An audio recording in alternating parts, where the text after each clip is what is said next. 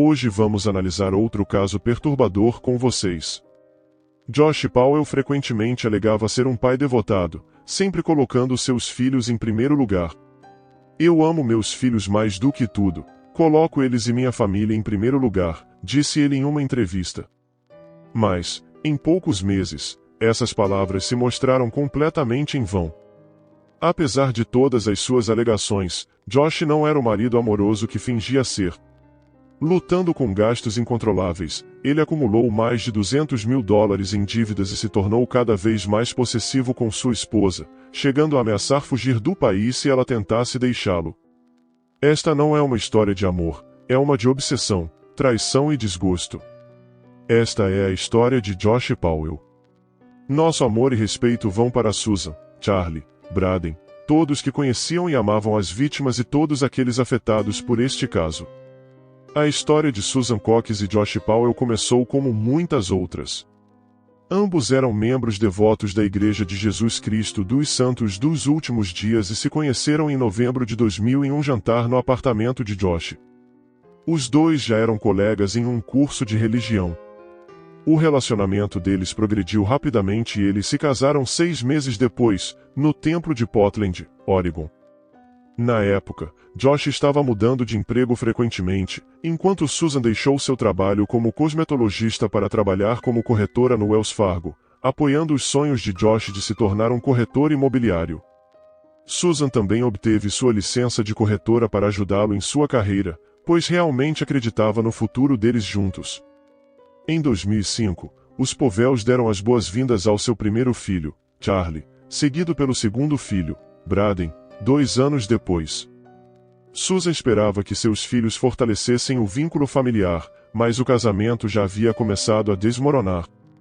Josh lutava para manter um emprego estável, o que levou a uma declaração de falência em 2008, o que só piorou as coisas. Eventualmente, chegou ao ponto em que os dois começaram a odiar um ao outro, o que levou Susan a documentar suas lutas em diários e a filmar seus pertences, temendo um divórcio contencioso. São 12 horas e 33 minutos, horário da montanha. Estou cobrindo todas as minhas bases, certificando-me de que, se algo acontecer comigo, com minha família ou com todos nós, nossos bens estejam documentados. Espero que tudo funcione e sejamos felizes e vivamos felizes para sempre, tanto quanto possível. Ela até temia por sua segurança, escrevendo que, se morresse, poderia não ser um acidente. A criação de Josh foi muito disfuncional. Seus pais, Steven e Terrica Powell, tiveram um casamento tumultuado que terminou em divórcio em 1992. Segundo Terrica, Steven era muito severo com Josh e o abusava verbal e fisicamente. Josh até tentou suicídio na adolescência. O divórcio dos pais envolveu acusações de inadequação mental, pornografia, poligamia e feitiçaria, com ambos os pais fazendo acusações graves um contra o outro. Steven, que tinha um ódio profundo pela igreja LDS e adotou visões extremistas, influenciou seus filhos com suas crenças radicais e desprezo pelas mulheres. A família de Terrica descreveu Steven como anti-igreja, anti-país, anti-autoridade e anti-moralidade, e o acusou de ensinar seus filhos a zombar e insultar a mãe. Esse ambiente tóxico deixou uma marca duradoura em Josh, que exibiu comportamentos alarmantes, como ameaçar sua mãe com uma faca de açougueiro e matar o animal de estimação de sua irmã. As crianças Powell foram profundamente traumatizadas por sua criação, já que constantemente se mudavam entre os pais e os avós. Eventualmente, Josh começou a se tornar violento. A influência de seu pai, caracterizada por um comportamento errático e explosivo, deixou Josh com cicatrizes psicológicas profundas. Jennifer Powell Graves, irmã de Josh, contou uma conversa arrepiante com seu pai sobre homens que perseguem e matam suas ex-parceiras. E então, um dia, o impensável aconteceu. À medida que o Natal de 2009 se aproximava, o casamento dos Powell estava em seu ponto mais baixo, mas a esposa de Josh, Susan, ainda acreditava que seu marido poderia estar mudando para melhor. Em 6 de dezembro, Susan foi à igreja com Charlie Braden no Hunter 36th Ward e depois voltou para casa com uma amiga. Naquela tarde, a vizinha Giovanna Ovins visitou Susan para ajudá-la a desembaraçar o fio de um cobertor que Susan estava fazendo para Charlie. Josh ofereceu jantar a Ovins, mas não convidou os filhos dela, alegando que não havia comida suficiente para todos. Enquanto as mulheres trabalhavam no fio, os meninos ajudavam Josh na cozinha. Uma árvore de Natal meio decorada estava na sala de estar, com presentes para as crianças embaixo. Susan estava esperando que Josh trouxesse o resto das decorações da garagem. Embora Josh estivesse se afastando da igreja, Susan estava cada vez mais envolvida e havia economizado dinheiro para o dízimo, contra a vontade de Josh. Ela mencionou a Ovins que estavam fazendo aconselhamento matrimonial através da igreja, mas Josh havia parado de participar e não estava lendo o livro de casamento designado. Ovins estava nervosa em discutir o casamento enquanto Josh estava lá, pois ele tendia a dominar as conversas. Durante a visita, Susan sentiu frio e Josh lhe trouxe um cobertor, impressionando Ovins com um gesto. Quando o jantar estava pronto, Josh serviu Ovins e Susan no sofá, enquanto comia com os meninos na mesa da cozinha. Ovins notou uma mudança no comportamento de Josh, achando-o um pouco mais descontraído. Por volta das 17 horas, Susan decidiu tirar um cochilo, provavelmente devido ao cansaço de um recente aborto espontâneo e uma infecção no ouvido. Ovins saiu por volta das 17h30, enquanto Josh preparava os meninos para descerem de trenó. Outro vizinho viu Josh retornar com os meninos por volta das 20h30. Às 0h30, Josh alegou que levou os meninos para acampar no Simpson Springs Campground, deixando Susan dormindo em casa. O tempo estava nevado e gelado, com temperaturas abaixo de zero naquela noite. Na manhã seguinte, a fornecedora de cuidados infantis dos Powell ficou preocupada quando Charlie e Braden não foram deixados no horário previsto. Ela não conseguiu entrar em contato com Josh ou Susan e ligou para a mãe e a irmã de Josh, que então chamaram a polícia. Os policiais invadiram a casa dos Powell, mas não encontraram ninguém dentro. Em vez disso, descobriram 2 grandes ventiladores soprando em uma mancha úmida no carpete. Josh finalmente atendeu seu celular naquela noite e foi informado de que a polícia estava esperando por ele. Ele foi levado à delegacia de polícia de West Valley para interrogatório, onde contou uma história suspeita sobre a viagem de acampamento. Seus filhos estão dizendo aos nossos detetives que a mamãe foi com vocês ontem à noite e que ela não voltou. Ela não foi conosco. O pequeno Charlie também mencionou a viagem, mas a polícia não encontrou evidências na área de recreação devido à neve recente. Os itens pessoais de Susan, incluindo sua bolsa e celular, foram encontrados na casa, indicando que ela não saiu por vontade própria. Em 10 de dezembro, Josh e os meninos, junto com vizinhos e amigos, se reuniram no Westview Park para uma vigília à luz de velas. Eles distribuíram folhetos e rezaram pelo retorno seguro de Susan, com Josh derramando algumas lágrimas para as câmeras, embora muitos achassem sua demonstração falsa. Mas havia outra pessoa que era tão suspeita quanto Josh e Steven Powell. A obsessão perturbadora de Steven Powell por sua nora Susan mostrou sua visão das mulheres como objetos de seu desejo, mesmo enquanto cumpria uma sentença de prisão por voyeurismo. Em 2009, Steven foi liberado da prisão após cumprir pena por pornografia infantil. Ele também foi condenado por voyeurismo. Os escritos de Steven revelaram sua fixação contínua por Susan. Ele descreveu seu desejo avassalador por ela, detalhando como a filmava secretamente e se envolvia em atos perturbadores com os pertences pessoais dela. Os escritos de Steven exibiam uma falta de empatia ou remorso, e ele retratava suas ações como expressões de amor, em vez de violações da privacidade e dignidade de Susan. As declarações públicas de Steven, incluindo uma infame entrevista à ABC News, onde ele alegou ter tido relações com Susan, sublinhavam ainda mais sua falta de remorso ou compreensão da gravidade de suas ações. A investigação sobre o desaparecimento de Susan descobriu uma coleção assustadora de itens pessoais dela em posse de Steven, como pequenos troféus. O que torna pior é que, quando Susan confiou a Josh sobre isso, Josh defendia seu pai, parecendo estar de acordo com o comportamento dele. Apesar da mudança de Josh e Susan para Utah na tentativa de se distanciarem de Steven, a obsessão dele persistiu até o fim. Suas últimas entradas no diário expressaram sua devastação com a ideia da morte de Susan e ele professou seu suposto amor por ela. À medida que a busca por Susan se intensificava, sua família fez apelos ao público através de conferências de imprensa, na esperança de obter qualquer informação que pudesse ajudar a encontrá-la. Além disso, um doador anônimo ofereceu uma recompensa de $10.000. As ações de Josh despertaram suspeitas quando a polícia descobriu que ele havia dirigido seu carro alugado por centenas de milhas e revistado a minivan e a casa da família várias vezes. No final de dezembro, Josh parou de cooperar com a polícia e decidiu contratar um advogado. Por que ele mudou seu comportamento de repente? A polícia vasculhou as entrevistas de Josh à mídia, na esperança de descobrir alguma pista em seu comportamento e tom. Muitos notaram sua atitude indiferente e suspeita durante essas entrevistas, o que levantou ainda mais dúvidas sobre sua inocência. Em janeiro de 2010, apenas um mês após o desaparecimento de Susan, Josh arrumou suas coisas e se preparou para voltar ao estado de Washington com seus filhos. Ele contou com a ajuda de amigos e vizinhos para carregar um caminhão de mudança e um trailer, o que gerou ceticismo sobre suas intenções. A credibilidade de Josh sofreu outro golpe em 26 de fevereiro de 2010, quando ele e seu pai lançaram o site SusanPowell.org. Esta ação provocou um conflito entre as famílias Powell e Cox, com o site sendo usado mais para os Powell se defenderem do que para encontrar Susan.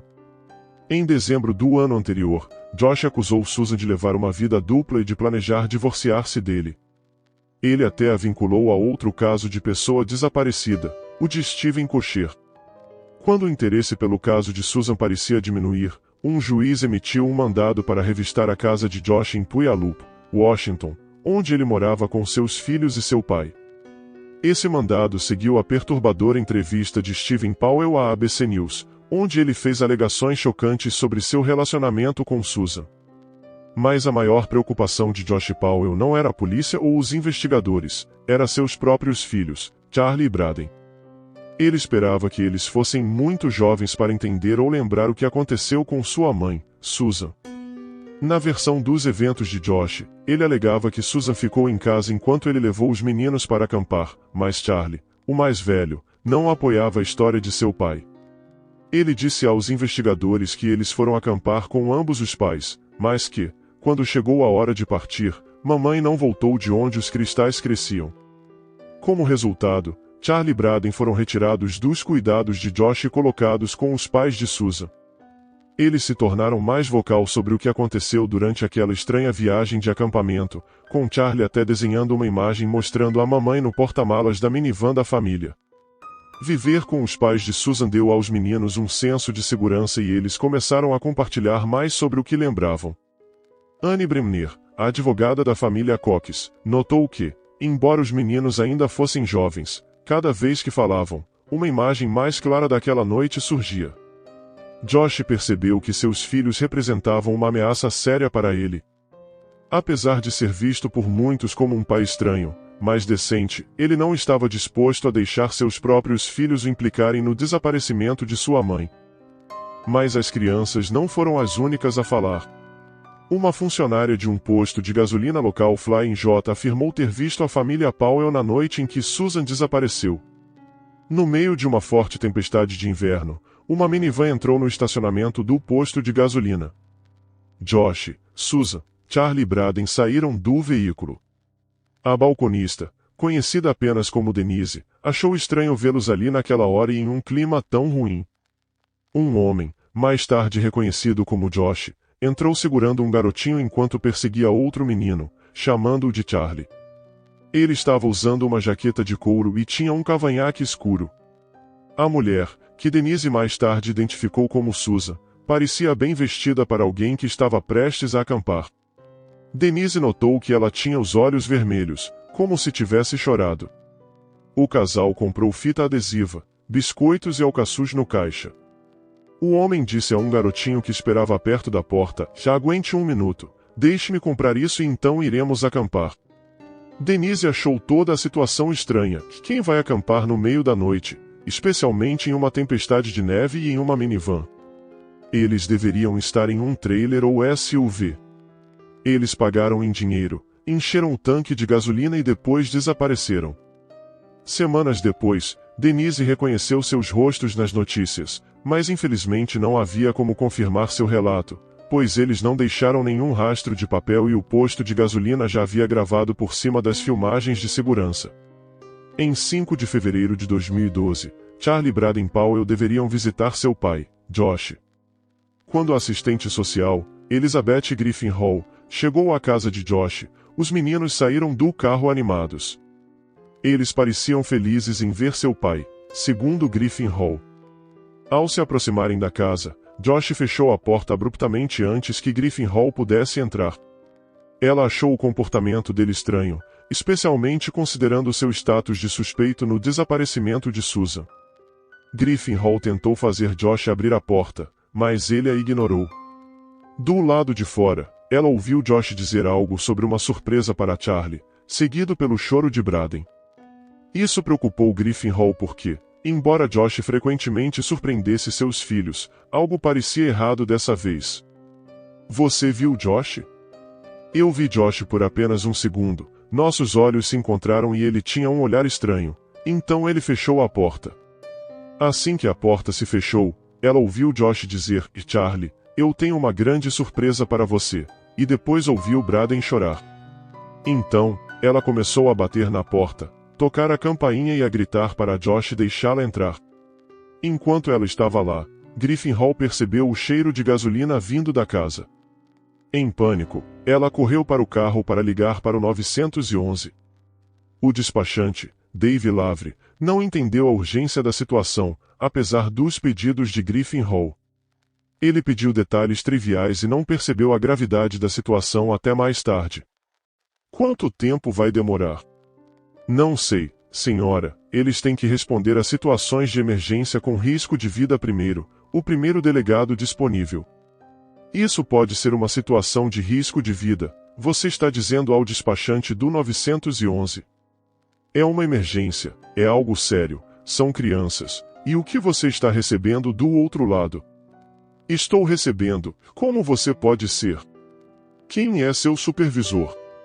Ele trancou as crianças na casa e não me deixa entrar. De quem é a casa? Josh Powell, e ele é o marido de... Você supervisiona a visita? Sim, eu supervisiono. E você está supervisionando sozinha? Não estou recebendo uma resposta de emergência. Eles não estão respondendo no nível que estou dizendo que posso sentir o cheiro de gasolina, eu disse isso. Quando o chamado de Griffin Hall foi levado a sério, já era tarde demais. Uma explosão envolveu a casa, matando Josh, Charlie e Braden. Demorou cerca de 22 minutos para a ajuda chegar, mas, a essa altura, a tragédia já havia ocorrido. A decisão de Josh de acabar com sua própria vida e a vida de seus filhos não foi um impulso repentino, foi algo que vinha sendo planejado por semanas, talvez até meses. Antes da chegada de Charlie e Braden em 5 de fevereiro, Josh deu os brinquedos e livros deles. Ele também coletou galões de gasolina, preparando-se para o que havia planejado. Momentos antes de seus filhos chegarem, Josh sentou-se em seu computador e escreveu mensagens de despedida para os entes queridos, explicando sua decisão. Ele expressou sua incapacidade de viver sem seus meninos e pediu desculpas por qualquer dor que causou. Mas havia um lado sombrio nas ações de Josh, seu plano de matar Charlie Braden mostrava raiva e amargura. Ele nem se certificou de que o sofrimento deles fosse minimizado antes de incendiar a casa. As autópsias revelaram que os meninos morreram por inalação de monóxido de carbono, com ferimentos por golpes de machado como causa secundária. Josh os atacou com um machado, causando ferimentos graves antes de iniciar o fogo. Os meninos sofreram uma dor e um medo inimagináveis em seus últimos momentos, traídos pela única pessoa em quem confiavam. Inicialmente, quando Josh foi informado de que deveria fazer um teste de polígrafo e uma avaliação psicossexual, as razões por trás disso não foram divulgadas. No entanto, após o trágico incêndio, veio à tona que os investigadores haviam descoberto imagens perturbadoras no disco rígido de seu computador, incluindo desenhos incestuosos. Chocantemente, essas imagens não foram compartilhadas com todas as partes envolvidas, incluindo o advogado da família Cox. Se estivessem cientes, os Cox poderiam ter tomado medidas para impedir que Josh visse Charlie e Braden.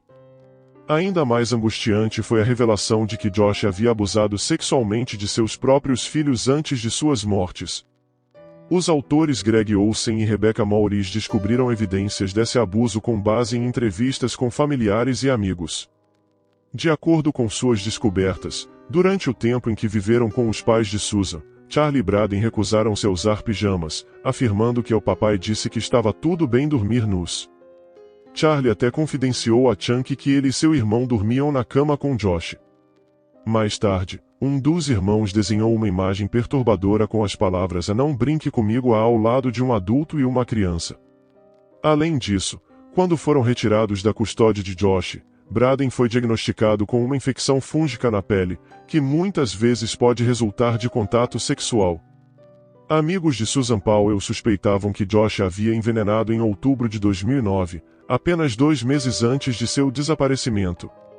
Susan vinha se sentindo enjoada e suspeitava que pudesse estar grávida, o que foi confirmado mais tarde, mas infelizmente ela teve um aborto espontâneo. Segundo sua amiga Amber Arma, Josh preparava várias misturas orgânicas para Susan beber, incluindo iogurte espesso e bebidas fermentadas.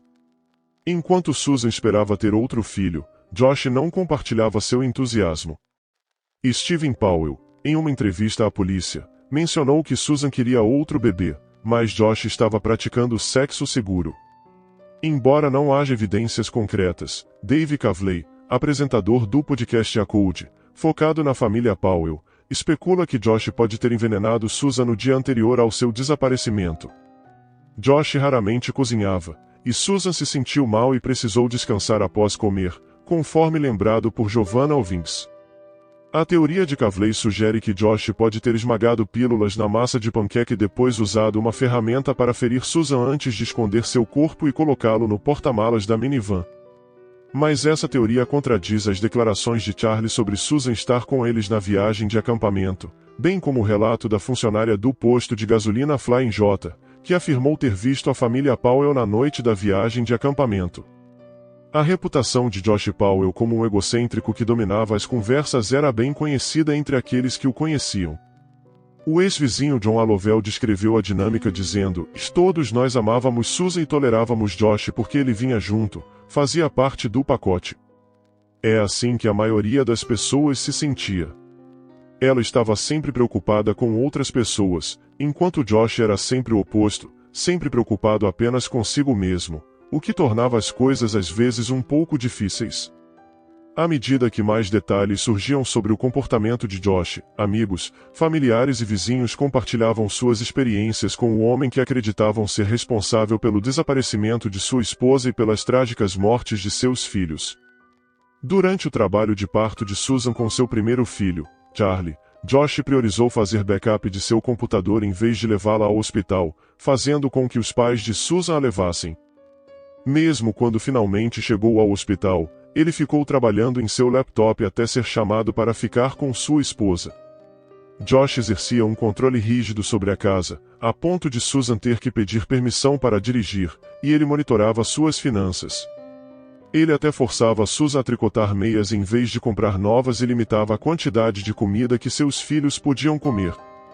Segundo a amiga de Susan, Raquel Marini, Josh certa vez comentou friamente sobre as refeições de Charlie, dizendo: "Ele recebe uma refeição por dia na creche. É tudo o que precisa. Você não vai desperdiçar minha comida com ele porque ele vai apenas defecar." Essa atitude levou Charlie a ser diagnosticado com desnutrição aos apenas 1 ano de idade. O controle de Josh se estendia à mobilidade de Susan, proibindo-a de ter um celular e forçando-a a andar de bicicleta para o trabalho. Ele até restringia os banhos dela para economizar dinheiro, apesar de ele próprio se entregar ao jogo em um cassino local. O que aconteceu com a família Powell parecia se agravar com a morte do irmão de Josh, Michael Powell, que se suicidou pulando de um prédio no centro de Minneapolis em fevereiro de 2013. Michael, considerado o membro mais estável da família Powell, tinha um futuro promissor. Ele estava cursando um doutorado em ciência cognitiva na Universidade de Minnesota e havia servido no Exército dos Estados Unidos antes disso. Apesar de sua carreira promissora e suas buscas acadêmicas, Michael defendia ferozmente Josh e seu pai, mesmo contra acusações graves. Ele negou firmemente as acusações da polícia contra seu pai e as descartou como mentiras inventadas para prejudicar a reputação da família Powell. Michael também estava envolvido em uma batalha legal com Chunky Judy Cox sobre apólices de seguro no valor de $1,5 milhão, que Josh havia mudado para listar Michael como principal beneficiário apenas meses antes do assassinato-suicídio. Mas a lealdade de Michael a Josh estava cheia de enganos e ações questionáveis. Ele mentiu repetidamente sob juramento sobre seu envolvimento no desaparecimento de Susan, incluindo esconder uma conta no Facebook usada para espionar os esforços de busca pelo corpo dela.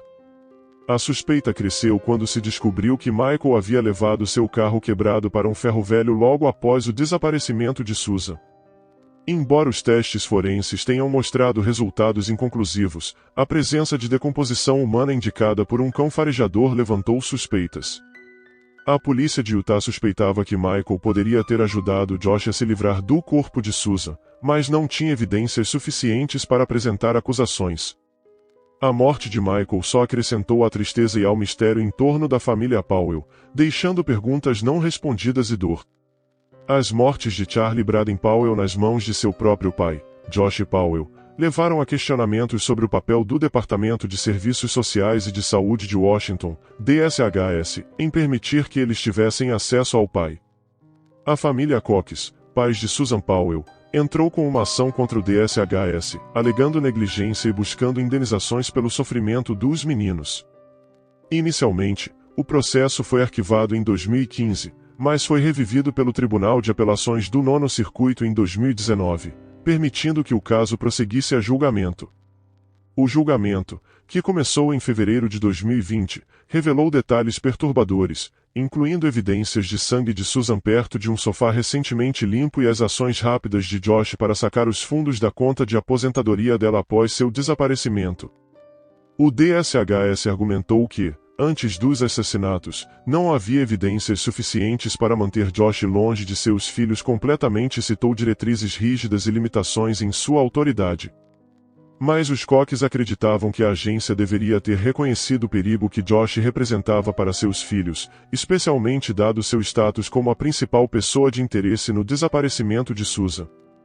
A decisão de prosseguir com o julgamento foi baseada em preocupações de que o DSHS permitiu que Josh tivesse muito controle sobre as visitas das crianças e falhou em atender aos avisos dos detetives de polícia, membros da família e do conselheiro das crianças sobre o potencial perigo que enfrentavam. Até hoje, o caso de Susan Powell permanece sem solução. Stephen Powell foi considerado uma pessoa de interesse, mas nunca foi acusado em conexão com seu desaparecimento. Ele morreu em 2018 enquanto cumpria a pena por pornografia infantil e voyeurismo. Em 2020, o estado de Washington concedeu aos pais de Susan $98 milhões por negligência relacionada às mortes de seus netos.